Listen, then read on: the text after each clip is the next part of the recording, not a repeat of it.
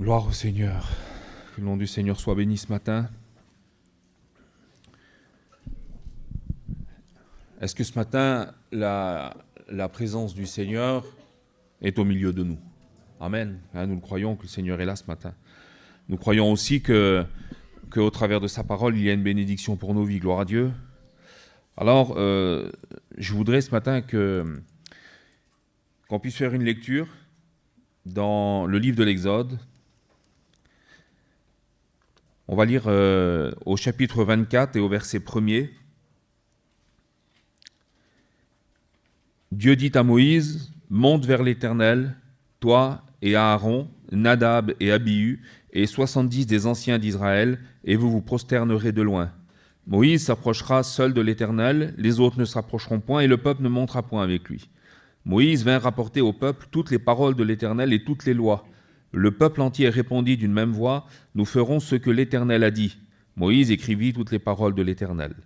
Un peu plus bas, à la fin du verset 7, au début du verset 7, il dit, il prit le livre de l'Alliance et le lut en présence de tout le peuple, et ils dirent, « Nous ferons tout ce que l'Éternel a dit, et nous obéirons. » Et on lit un petit peu plus bas, au verset 13, « Moïse se leva avec Josué qui le servait, et Moïse monta sur la montagne de Dieu, et il dit aux anciens, « Attendez-nous ici, jusqu'à ce que nous revenions auprès de vous. » Amen. Gloire au Seigneur. Moïse, à la demande du Seigneur, part sur la montagne pour recevoir donc de la part de Dieu la loi pour le peuple.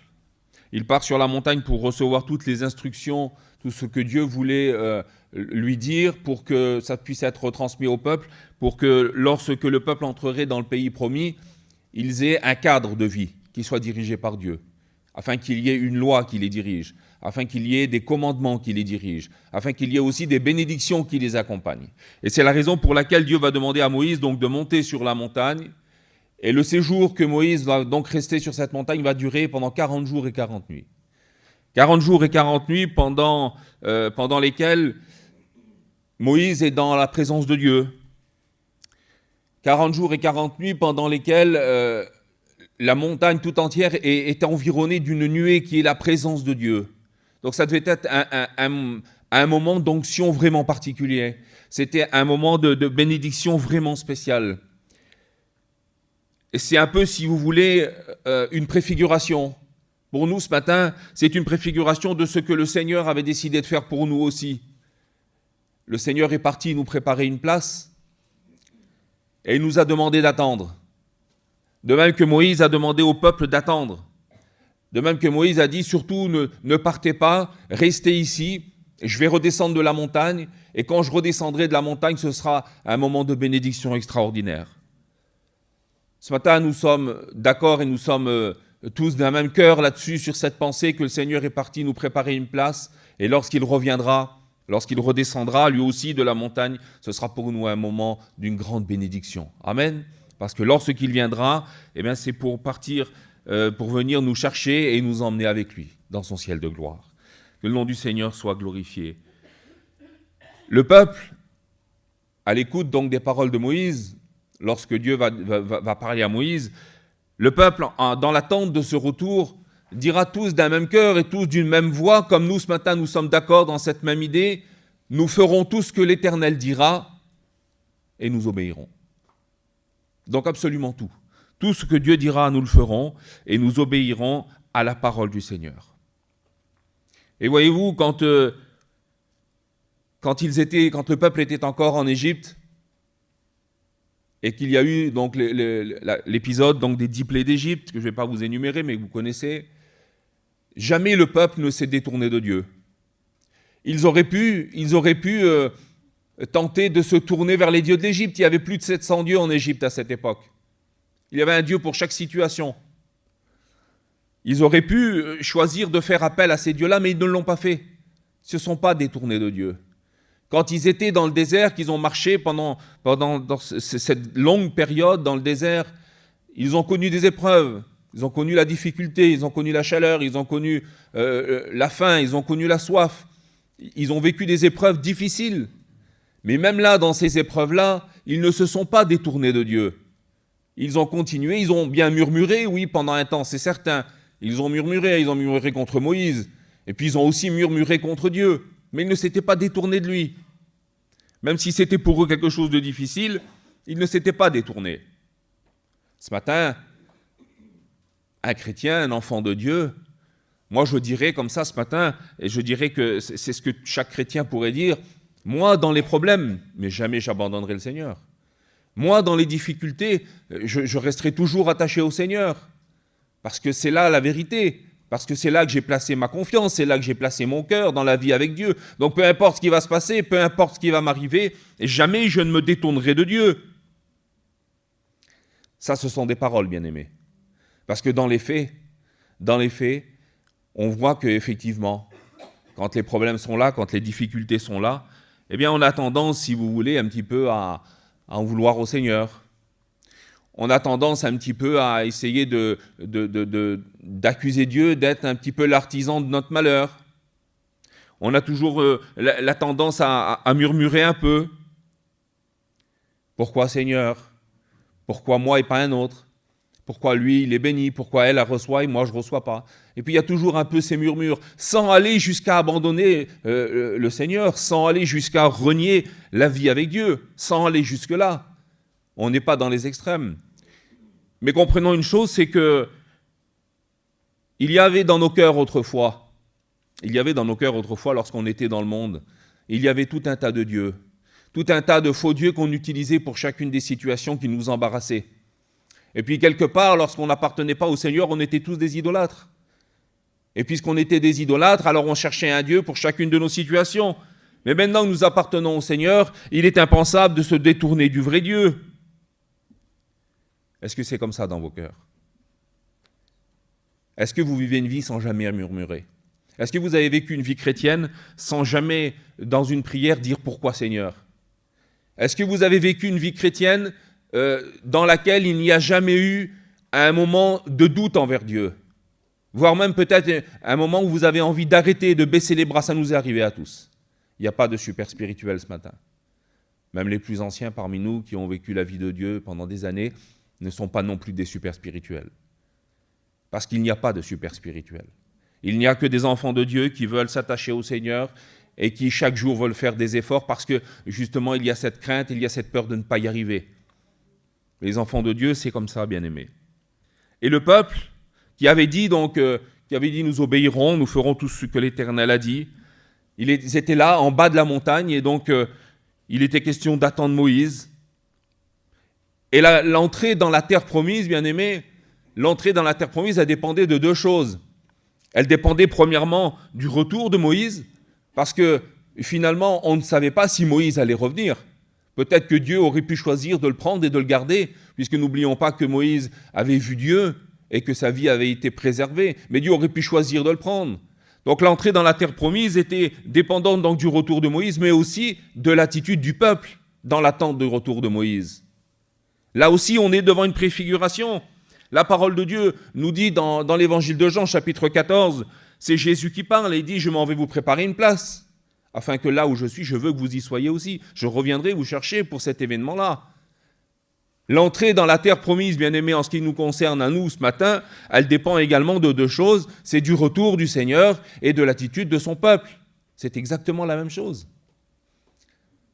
Si le Seigneur regarde de son ciel de gloire et qu'il voit un peuple qui est en train de l'attendre, dans la foi, dans la fidélité, dans la communion, dans la persévérance dans la parole de Dieu, s'il voit un peuple qui l'attend de cette façon-là, un peuple qui se détourne du mal, qui rejette le péché, un peuple qui veut s'attacher à la vérité, alors croyez bien que vous pouvez avoir l'assurance dans vos cœurs que lorsqu'il reviendra, vous partirez avec lui. Ayons cette assurance dans nos cœurs. Moi, je vous le dis, bien-aimés, et je me révolte contre ça. Je me révolte contre ça parce que j'entends des chrétiens qui disent « Moi, je ne sais pas si je serai sauvé. Moi, je ne sais pas, de toute façon, je ne peux pas dire que je suis sauvé. » Mais si tu ne peux pas dire que tu es sauvé, c'est que tu n'as pas de vie avec le Seigneur. C'est sûr que tu ne peux pas savoir ce que demain sera fait. Demain, peut-être tu tomberas. Mais aujourd'hui, là, maintenant, si le Seigneur revient pendant cette réunion, est-ce que tu pars avec lui ? Moi, j'ai cette assurance dans mon cœur, bien-aimé. Bien sûr que demain, je ne sais pas ce que je vais faire. Demain, je ne serai peut-être plus dans le ministère, je ne serai peut-être même plus dans la vie chrétienne. Qui sait ? Qui sait, peut-être que l'ennemi va réussir à faire son œuvre et puis à me terrasser, comme à vous. Mais aujourd'hui, moi, j'ai l'assurance de mon salut. Amen. Ayez aussi cette assurance de votre salut. Ne doutez pas, parce que la Bible nous dit que le doute est l'ennemi de la foi. Et celui qui doute de cette espérance, il a des soucis à se faire, je vous le dis en vérité.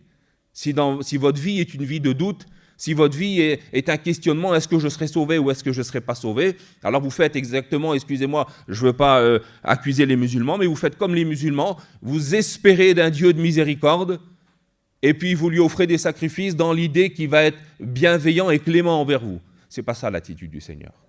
Le cœur de Dieu, ce n'est pas ça, bien-aimé. Le cœur de Dieu, c'est le cœur d'un père qui veut venir chercher son enfant. Et il n'attend pas de son enfant qu'il vive dans une certaine espérance de clémence, parce que Dieu est un Dieu bon. Parce que Dieu sait que son enfant est capable de se repentir. Dieu sait que son enfant est capable de faire beaucoup d'efforts. Et c'est dans cet état d'esprit.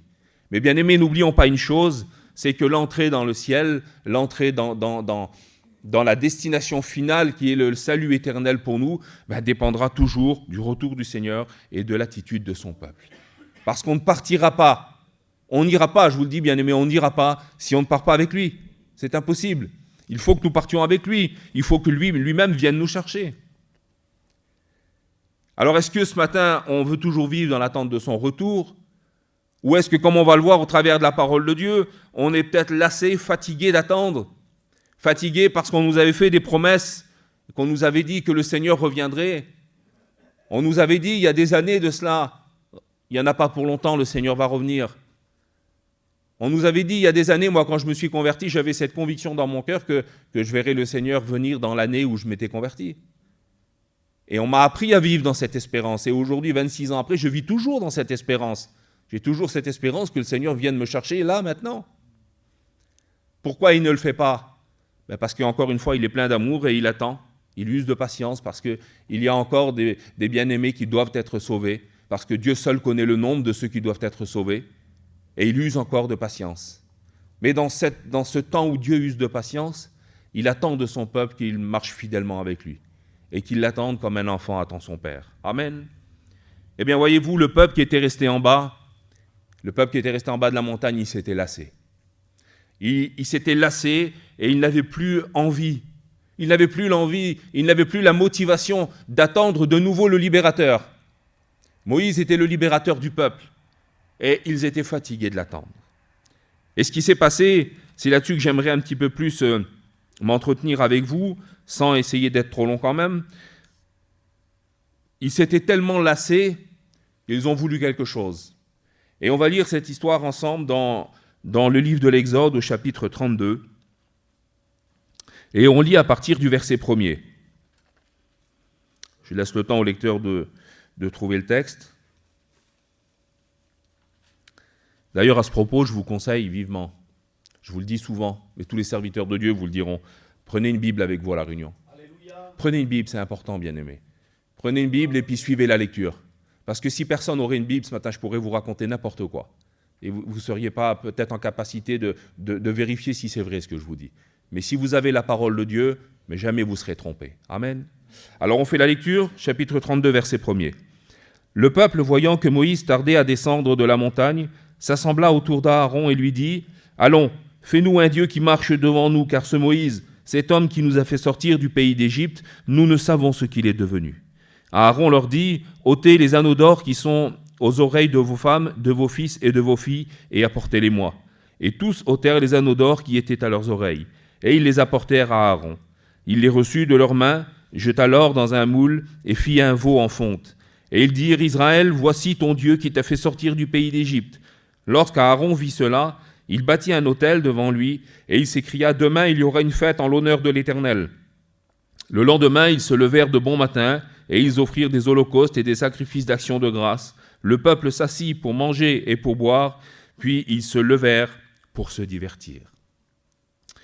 Bien-aimés, il s'est passé quelque chose d'abominable. Il s'est passé quelque chose que, si ça se passerait de notre temps à nous, si on verrait ces choses-là, on serait choqué au plus haut point. Le peuple, tellement fatigué, tellement lassé d'attendre Moïse, pourtant reconnu comme le libérateur, ce Moïse qui nous a fait sortir du pays d'Égypte, il n'y a pas de problème, il n'y a pas de doute là-dessus, c'est bien lui qui nous a fait sortir du pays d'Égypte, on le reconnaît volontiers. Il n'y a pas de problème. Mais puisqu'il est parti, on ne sait pas ce qu'il est en train de faire, on ne sait pas ce qu'il est devenu, on ne sait pas s'il est toujours vivant, on ne sait pas s'il va revenir. Donc nous, ce qu'on a besoin aujourd'hui, ce qu'il nous faut, c'est de faire finalement autrefois comme ça se faisait en Égypte. On veut un Dieu qui marche devant nous. On veut un Dieu qui sera là. On veut un Dieu qu'on pourra voir. On veut un Dieu qu'on pourra identifier clairement. Et à ce Dieu-là, on va lui offrir des sacrifices. On va lui offrir des holocaustes. C'était l'abomination au plus haut point, bien-aimé. Fais-nous un Dieu qui marchera devant nous. Un Dieu palpable. Il voulait il voulait plus vivre dans la précieuse attente du retour, mais justement ce qu'il voulait, c'était qu'il y ait quelque chose de visible, quelque chose de palpable, pour s'identifier quelque part, pour pouvoir être identifié à lui. Bien-aimés, ne faisons pas, n'agissons pas, n'ayons pas des pensées dans nos cœurs comme si le Seigneur n'allait plus revenir. Il y a beaucoup de chrétiens qui se découragent, beaucoup d'enfants de Dieu qui perdent la foi parce qu'ils se disent « le Seigneur ne va jamais revenir ». Il y a beaucoup de milieux chrétiens aujourd'hui où on ne croit plus au retour du Seigneur. Il y a des milieux chrétiens où on dit que le retour du Seigneur, c'est quelque chose, c'est une métaphore, c'est une image, mais le Seigneur ne va pas revenir réellement. Il est parti et son retour, il s'accomplit dans le cœur des chrétiens. Il y a des milieux chrétiens où on dit ces choses-là, bien-aimés. Et il y a des chrétiens qui se laissent avoir par ces pensées. Ne faisons pas comme si le Seigneur n'allait plus revenir. Il va revenir, bien-aimés. Il va revenir, c'est une certitude.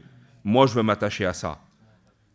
Ne cherchons pas un Dieu visible, un Dieu palpable, mais attachons-nous à celui qui est invisible. La Bible nous dit que, elle nous dit que ça, la Bible, elle nous dit que les perfections invisibles de Dieu se voient comme à l'œil nu. Parce que oui, les perfections de Dieu sont invisibles. Qui peut voir la perfection de Dieu ce matin? Qui peut voir un miracle accompli dans une vie? On peut le sentir, on peut le vivre, on peut l'apprécier, mais on ne peut pas le voir. Pourquoi? Pourquoi est-ce que Dieu a choisi que ces choses-là soient invisibles? Parce que pour les chercher, il ne faut pas les regarder avec des yeux charnels, mais avec des yeux spirituels. C'est avec les yeux du cœur qu'on parvient à voir les perfections invisibles de Dieu. Si on est capable de considérer, si on est capable d'ouvrir nos yeux, de regarder autour de nous, on est capable de voir les perfections du Seigneur. Les perfections de Dieu, c'est lorsque je suis à table avec mes enfants et que j'ai du pain sur ma table. Je ne le réalise pas, puis je ne le vois pas, mais c'est pourtant une perfection de Dieu, une chose qui est invisible, parce que jour après jour, que j'aille de l'argent ou que j'aille pas d'argent, le Seigneur pourvoit mes besoins. Et on ne l'apprécie pas ça, parce que c'est la vie du quotidien, et on ne le voit pas comme un miracle, mais pourtant c'en est bien. Comment vous expliquer que quelqu'un qui n'a pas d'argent, qui n'a absolument rien, aller dans ce monde aujourd'hui sans argent, sans rien? Bon, bien sûr que nous, en France, on a des grandes facilités. Mais allez, je vous dis dans le reste du monde, par exemple, parce que l'Église du Seigneur, elle n'est pas qu'en France, bien-aimés. Dans le reste du monde, allez dans le monde sans argent, vous allez voir ce qui va se passer. Mais vous ne mangerez pas, si vous n'êtes pas chrétien. Mais si vous appartenez au Seigneur, le Seigneur, il pourvoira à vos besoins. Amen. Parce que ça, c'est la perfection du Seigneur, c'est le miracle qui s'accomplit. Alors, le peuple était lassé de voir ces choses. Le peuple était fatigué. Alors il a voulu ce Dieu-là.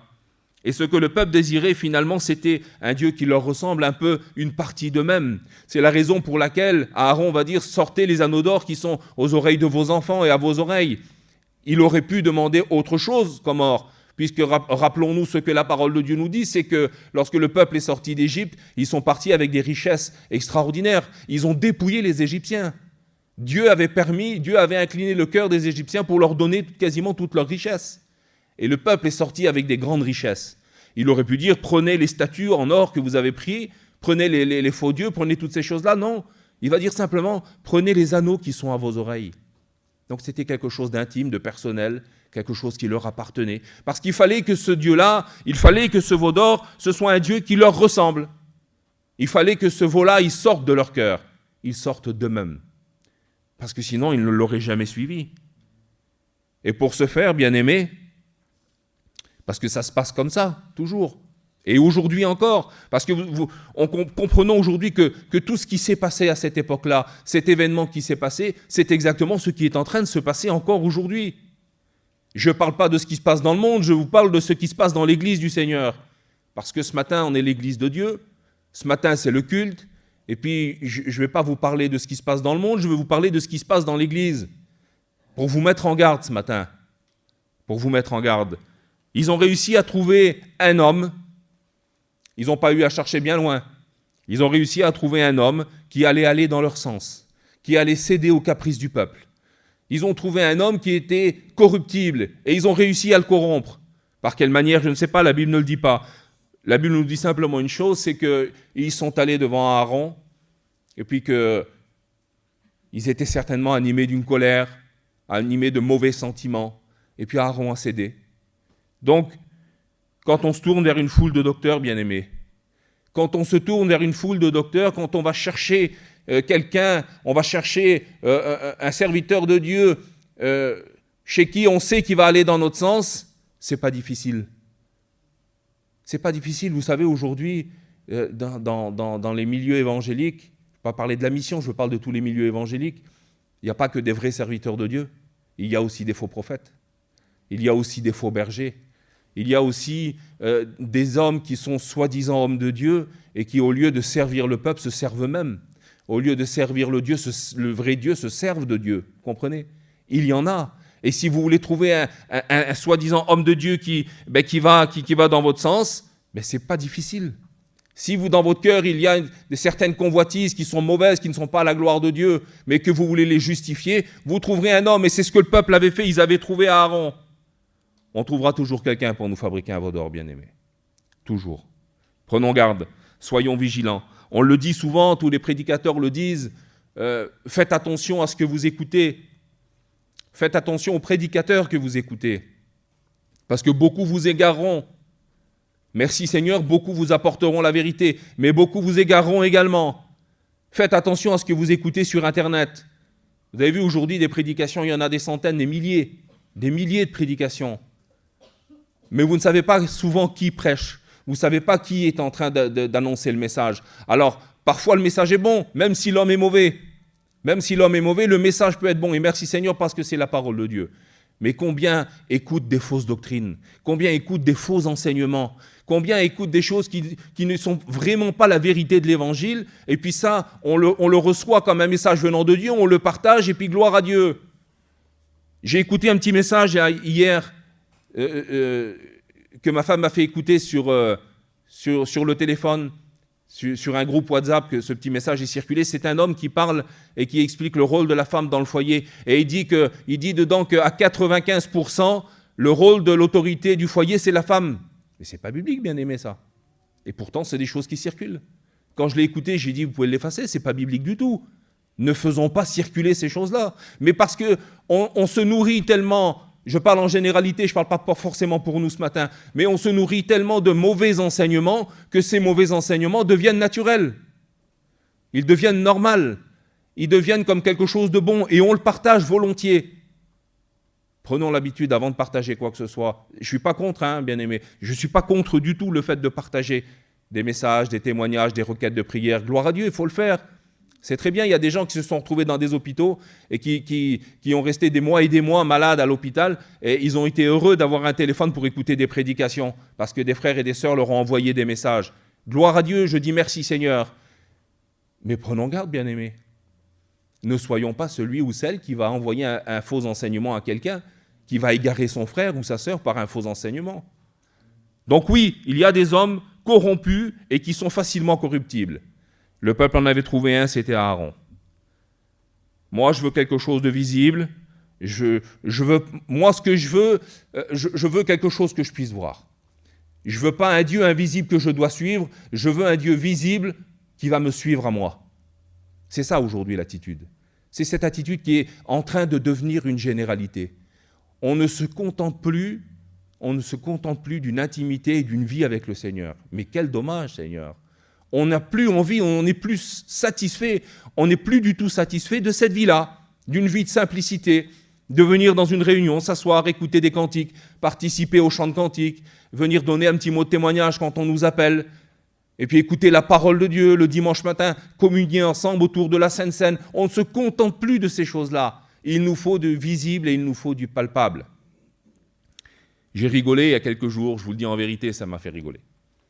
J'ai vu une vidéo, peut-être que vous l'avez vue, j'ai vu une vidéo où dans une mission, le responsable de la mission avait fait fait faire des ballons, et ils ont fait mettre des prières dans ces ballons aux gens, puis ils les ont gonflés avec de l'hélium, et puis il y a tout un attroupement de personnes, peut-être une cinquantaine, une centaine de personnes qui sont là, puis il y a un prédicateur qui parle au micro, et puis qui est en train de leur dire, voilà, on va lâcher ces ballons, et ces ballons vont monter dans le ciel, et ils vont aller jusqu'au Seigneur, et comme ça, votre prière va être entendue. Si vous n'avez pas reçu là dans la mission, eh ben ce petit ballon-là, cette prière, vous allez la recevoir, parce qu'elle va monter jusqu'au Seigneur. Ça m'a fait rigoler, bien aimé. Je vous le dis en vérité, la pensée de mon cœur, c'était gloire à Dieu. Eh bien, on sait que le Seigneur habite dans les nuages, donc c'est tellement facile, on va prendre un avion, puis on va y aller, puis on va aller rencontrer le Seigneur. Mais quelle simplicité, bien aimé. Quelle erreur. Mais quel esprit tordu. Je vous le dis, c'est un esprit tordu, c'est l'esprit du monde. C'est l'esprit du monde, pourquoi? Parce que jamais ces prières monteront jusqu'au Seigneur. Mais ça, c'est du visible. L'invisible, c'est quand tu veux demander quelque chose au Seigneur, rentre dans ta chambre, ferme la porte derrière toi. Et là, dans le lieu secret, ton Père qui entend, il écoutera ta prière. C'est ça, bien aimé, la vérité. Quand il n'y aura plus d'hélium dans les ballons, elles vont se retrouver où, les prières? Elles vont se retrouver sur la terre. Et ça finira comme ça. Et aucune de ces prières ne montera jusqu'au Seigneur. Alors comment le peuple peut-il aujourd'hui se laisser tromper par ces choses-là, qui sont des choses abominables? Ce sont des choses abominables. Alors, certains me traiteront d'arriéré, de fanatique, mais tant pis. Tant pis, ce sont des choses abominables, et je le dis, et je le dirai encore. C'est pas grave, ça, de le dire. Moi, je vous le dis en vérité, je le dirai devant les hommes qui l'ont fait, que c'est abominable également. Pas crainte de ces choses-là. N'ayons pas crainte, bien-aimés, de dire que ça ne va pas. N'ayons pas peur de dire que c'est pas bon. N'ayons pas peur de dire que ça n'est pas à la gloire de Dieu. Affichez-vous en tant que chrétien. Affichez-vous en tant que détenteur de la vérité. Affichez-vous en tant qu'hommes et femmes qui reçoivent l'enseignement de la parole de Dieu, parce qu'il y a un désir dans vos cœurs, c'est celui que le Saint-Esprit vous conduise dans la vérité. Affichez-vous pour ça, bien-aimés. Amen. Quand on est un enfant de Dieu et qu'on se lasse, ben voilà ce qui se passe. Et les hommes aujourd'hui, ben ils se cherchent un docteur, ils se cherchent un homme, ils se cherchent une église, ils se cherchent un groupe, mais ils se cherchent aussi une pensée, une idée, une doctrine, quelque chose qui va dans son sens, quelque chose qui va l'arranger, quelque chose qui va pouvoir justifier quelque part ses mauvaises actions, sa vie un peu déréglée. Et puis on y arrive toujours, et c'est comme ça que ça fonctionne. Le peuple avait renié le Dieu véritable pour avoir une image, comme en Égypte finalement. Ils étaient retournés quelque part un peu dans l'esprit de l'Égypte, dans l'esprit de la servitude. C'est plus facile, je vous le dis en vérité, c'est plus facile d'avoir affaire à un petit Dieu qui est là à ma portée, qui me ressemble, qui est à mon niveau. C'est très facile, mais c'est beaucoup plus difficile à avoir affaire au vrai Dieu. Pourquoi ?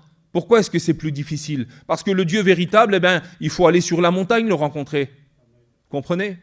Il faut aller sur la montagne pour le rencontrer. Moïse est monté sur la montagne pour rencontrer Dieu. Ce matin, c'est dans l'humilité de nos cœurs, c'est dans la sincérité, c'est peut-être dans la repentance qu'il faut aller rencontrer le Seigneur. C'est un effort à produire. C'est un effort.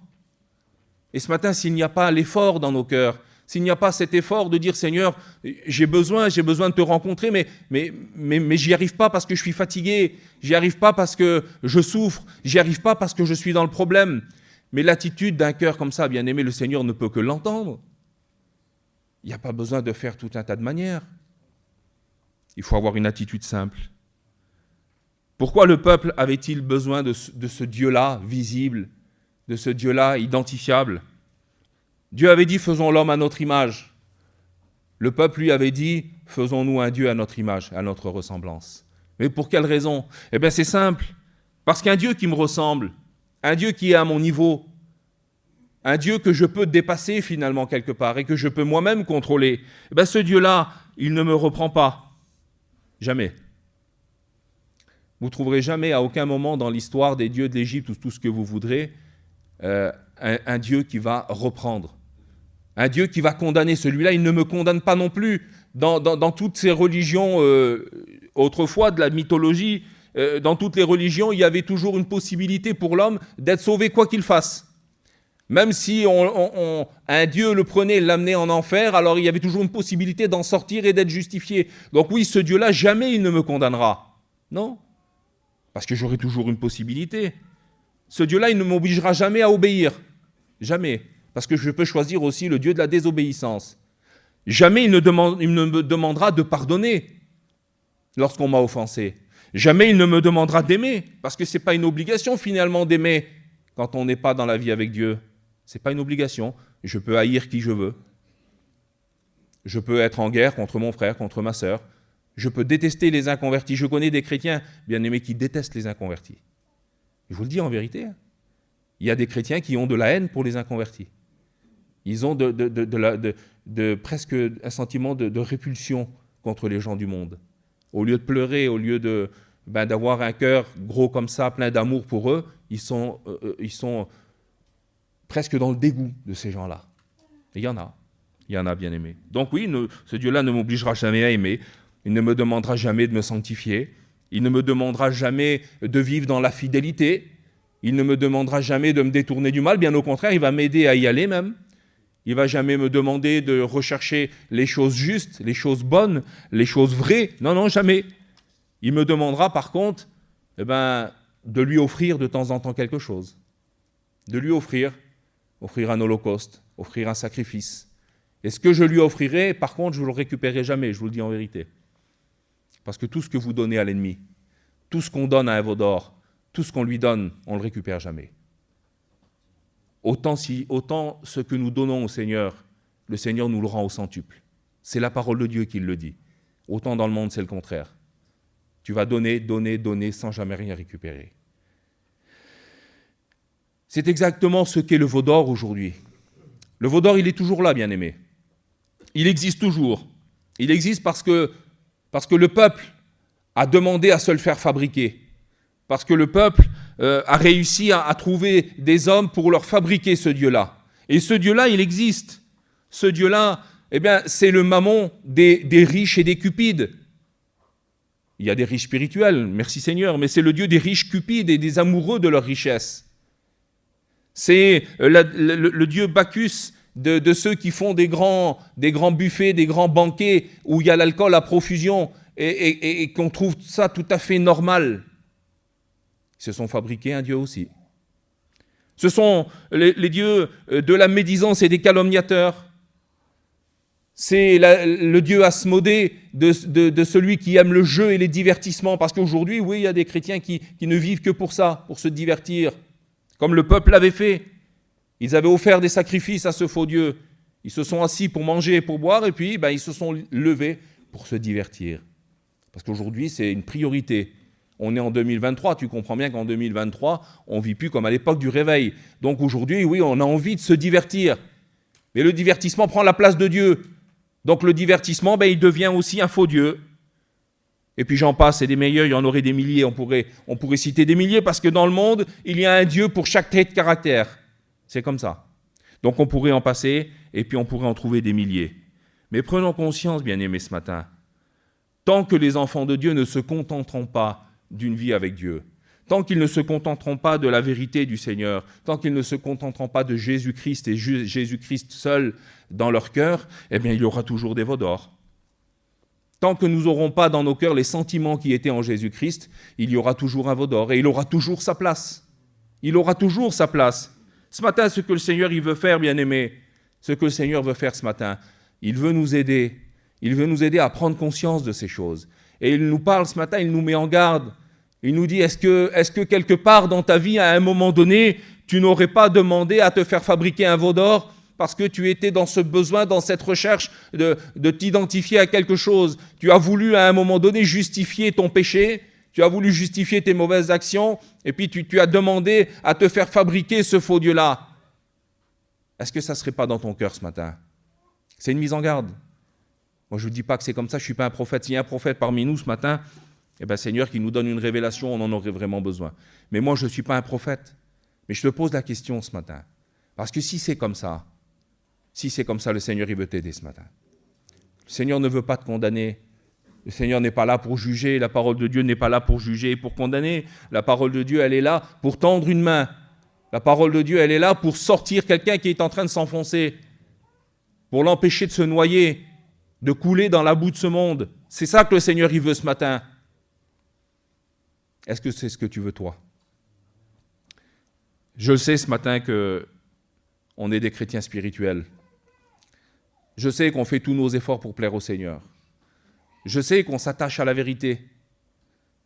Je sais qu'on rejette le péché en bloc. Je le sais tout ça. Je le sais parce que je vous connais. Je le sais parce que ça devrait être l'attitude de tous les chrétiens. Mais dans le fond de votre cœur, s'il y a quelque chose de secret que personne ne connaît, s'il y a quelque chose qu'il faut absolument retirer, s'il y a quelque chose qu'il faut absolument abandonner, s'il y a quelque chose qu'il faut détruire, qu'il faut, par l'action de la parole de Dieu et de l'Esprit ce matin, qu'il faut anéantir, alors demande au Seigneur. Tu n'as pas besoin de t'afficher devant l'Église ce matin. Le Seigneur ne te demandera jamais ça. Mais le Seigneur te dit ce matin, et on va terminer avec ça, je vais vous lire 2 textes. Il y a 2 textes dans la parole de Dieu qui vont correspondre ce matin au message du Seigneur. L'un est un encouragement, l'autre est une condamnation. L'encouragement du Seigneur, on le trouve dans l'Épître aux Romains.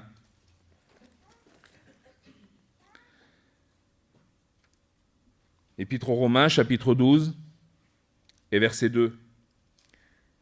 Il est dit « Ne vous conformez pas au siècle présent, mais soyez transformés par le renouvellement de l'intelligence, afin que vous discerniez quelle est la volonté de Dieu, ce qui est bon, agréable et parfait. » Voilà l'avertissement du Seigneur.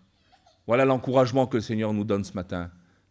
C'est que si nous refusons de nous conformer au siècle présent, c'est-à-dire de se conformer à ce que la majorité avait fait, d'accepter ce que la majorité avait fait. Parce que le peuple qui était là en bas, c'était des milliers et des milliers de personnes. On parle à peu près d'1,5 million de personnes qui étaient sorties de l'Égypte. Beaucoup plus nombreux que le peuple du voyage en France. Beaucoup plus nombreux que toutes nos églises réunies. Et je pourrais peut-être même dire beaucoup plus nombreux que la majorité de toutes les églises en France. Et la grande majorité de ce peuple avait accepté le veau d'or. La grande majorité. Mais, gloire soit rendue à Dieu, il y avait une petite élite, les Lévites. Et les Lévites, eux, ils avaient refusé de se conformer. Lorsque Moïse avait vu ça, lorsqu'il était descendu, et il a dit « À moi ceux qui sont pour l'Éternel ». Et les seuls qui sont venus, ce sont les Lévites, les descendants de la tribu de Lévi. Les seuls qui ne se sont pas attachés à la doctrine de l'erreur.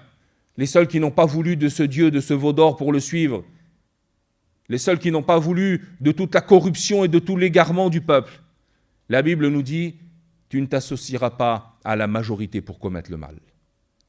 Ils avaient refusé. Alors je vous le dis ce matin, bien-aimés, l'encouragement du Seigneur, c'est « Ne vous conformez pas, ne vous alliez pas à la majorité, même si la majorité va dans l'erreur, restez dans la vérité. » La pensée de la parole de Dieu, c'est que ceux qui seront sauvés, ça sera une petite partie.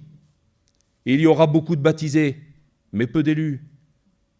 Des baptisés, il y en a, oui, des milliers et des milliers. Mais quels sont ceux qui sont encore réellement dans la vérité ? Alors ce matin, le Seigneur nous le dit, restez dans la vérité, ne vous conformez pas, mais bien au contraire, soyez transformés chaque jour de votre vie, et encore plus ce matin pendant ce culte, soyez transformés ce matin par le renouvellement de l'intelligence. Pourquoi ? Parce qu'il vous faut discerner. Il vous faut discerner ce qui est bon, il vous faut discerner ce qui est agréable et ce qui est parfait. En gros, ce que le Seigneur attend de son peuple. Mais pour ça, il ne faut pas se conformer. Et ce matin, on n'est pas des conformistes bien-aimés. Ce matin, on est l'Église du Seigneur. Amen. Et le deuxième texte, et puis on termine avec ça, c'est Apocalypse, chapitre 3, verset 14, une parole dure, difficile, une parole qui tranche. C'est Dieu qui parle. Et il dit, puisses-tu être froid ou bouillant, mais parce que tu es tiède, parce que tu n'es ni froid ni bouillant, je te vomirai de ma bouche. Quelle parole terrible, bien-aimé. Quelle condamnation. Celui qui est tiède, c'est celui qui est précisément au milieu. C'est précisément celui qui reconnaît Dieu comme le Dieu sauveur. C'est celui qui reconnaît le Christ comme le libérateur et qui pourtant se tourne vers un faux Dieu parce qu'il a besoin de ce faux Dieu pour justifier ses mauvaises actions. C'est précisément ce qu'était le peuple. Le peuple était tiède et la condamnation est tombée. Parce qu'aucun de ceux qui étaient là, aucun de ceux qui avaient accepté ce faux Dieu ne s'en est sorti. Aucun d'eux n'a réchappé parce que la condamnation de Dieu est tombée. Dieu avait dit à Moïse avait intercédé pour eux parce que Dieu voulait les détruire instantanément. Et Moïse avait intercédé. Il avait dit, laisse-moi les conduire. Et Dieu a dit, va, conduis-les, conduis-les. Mais au jour de ma colère, j'abattrai sur eux ma vengeance. J'abattrai sur eux ma condamnation. Parce que Dieu connaissait leur cœur et c'était trop tard. Ils s'étaient tournés vers le faux Dieu. Dieu connaissait leur cœur. Il savait qu'ils ne reviendraient pas de cette pensée. Et ils resteraient dans cet attachement à ce faux Dieu. Et à cause de cela, l'Éternel les a condamnés. Ne soyons pas condamnés avec le monde, bien-aimés, ce matin. Soyons sauvés avec l'Église. Amen. Le veau d'or, il a été détruit. Moïse l'a réduit en poudre. Et il l'a mis dans l'eau, il l'a fait boire au peuple qui l'avait accepté. Donc Dieu sera toujours là, bien-aimés. Dieu sera toujours là pour détruire ces choses-là. Dieu sera toujours là pour les anéantir. Parce que ce que Dieu veut ce matin, c'est le salut de son peuple et pas son égarement. Amen. On prie le Seigneur, on courbe nos fronts, bien-aimés. On est devant Dieu ce matin. On est devant Dieu. Et pour Dieu, il n'y a aucun secret. Pour Dieu, ce matin, il n'y a rien de caché dans un cœur. Devant Dieu, ce matin, il y a des bons désirs. Devant Dieu, ce matin, il y a une volonté de le servir lui seul. Devant Dieu, ce matin, il y a des bonnes dispositions. Église du Seigneur, ce matin, tu es avec le Seigneur et il est au milieu de nous. Et le Seigneur connaît toutes choses ce matin. Moi, je ne sais pas ce qu'il y a dans ton cœur. Les frères serviteurs de Dieu qui sont là ne savent pas ce qu'il y a dans ton cœur. C'est entre toi et le Seigneur. Et ce matin, je voudrais que cette réunion soit un moment d'adoration, qu'on puisse dire merci au Seigneur de nous mettre en garde contre ce qu'il y a devant nous. Qu'on le remercie ce matin parce qu'il veut bien nous parler, parce qu'il nous aime d'un amour éternel et que chaque jour il décide de nous parler. Qu'on puisse ce matin élever des cœurs vers lui vrais, sincères, purs, repentants. Élever des mains qui n'ont pas de culpabilité, des cœurs qui ne couvrent pas le péché. On en a tellement besoin, bien-aimés, ce matin. On prie le Seigneur ce matin. Bébé, tu pries le Seigneur. Notre Père et notre Dieu, c'est toi. Toi seul, Seigneur, il n'y a pas d'autre que toi. Tu es au-dessus